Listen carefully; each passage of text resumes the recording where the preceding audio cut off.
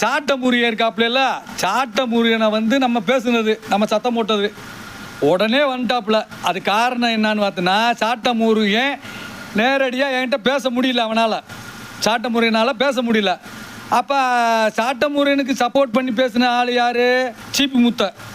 சீப்பு முத்துக்கு ஃபோன் பண்ணி இந்த மாதிரி வணக்கம் பட மாப்பிள்ள வந்து என்னை திட்டிக்கிட்டு இருக்காரு, நீங்கள் அவரை போய் ஒரு திட்டுங்க அப்படின்னு சாட்ட முருகன் சொல்லியிருக்காப்புல. உடனே சீப்பு முத்து மாப்பிள்ள என்ன பண்ணாப்புல, டக்குன்னு வீடியோ எடுத்து வடிவேலு சொன்ன மாதிரிக்கு விஜயகாந்த் ஐயாவை வந்து பேசினாப்புல. இல்லை வடிவேலு என்ன சொன்னாப்புல, நேற்று கட்சி ஆரம்பித்து இன்றைக்கி முதலமைச்சர் சீட்டு கேட்குறாப்புலன்னு. அது மாதிரி நேற்று நான் கட்சிக்கு வந்தேன்னா இன்றைக்கி வந்து நான் பேசுகிறேன்னா, வடிவேலே அட்ரஸ் இல்லாமல் போயிட்டாப்புல. சீப்பு முத்து, நீ பலபடியாக வடிவேலு மாதிரி என்னைய வந்து பேசிக்கிட்டு இருக்காத, நீ எப்பயும் போல் பேசுவீல்ல ஆபாசமா, சாமி சரணம் அதெல்லாம் சொல்லக்கூடாது, நான் விரதத்தில் இருக்கேன்.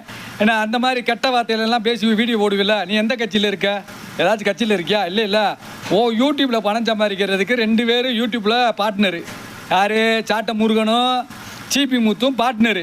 2 பேர் பார்ட்னராக இருக்கீங்க, 2 பேர் பேசுங்க. என்னையை பற்றி பேசக்கூடாது. சீபி முத்து, உன் வேலை ஏதோ அதை மட்டும் பாரு. நான் கட்சியில் இறங்கிட்டேன்னா, ஒரு நாள் கட்சியில் இறங்கிட்டேன்னா நான் உயிரை கொடுக்குறவேன், பழசை மறக்க மாட்டேன். நீ எல்லாம் பழசை மறக்கிறவன், தின்னுட்டு பழசை மறக்கிற ஆள் சீபி முத்து மட்டும்தான். நாங்களாம் இன்ன வரைக்கும் என்ன டிக்டாக்லேருந்து என்னென்ன பண்ணியிருக்கோம், என்ன மக்களுக்கு செஞ்சுருக்கோம், என்ன ஆபாசமாக நடிக்கக்கூடாது, விளம்பரம் பண்ணக்கூடாது.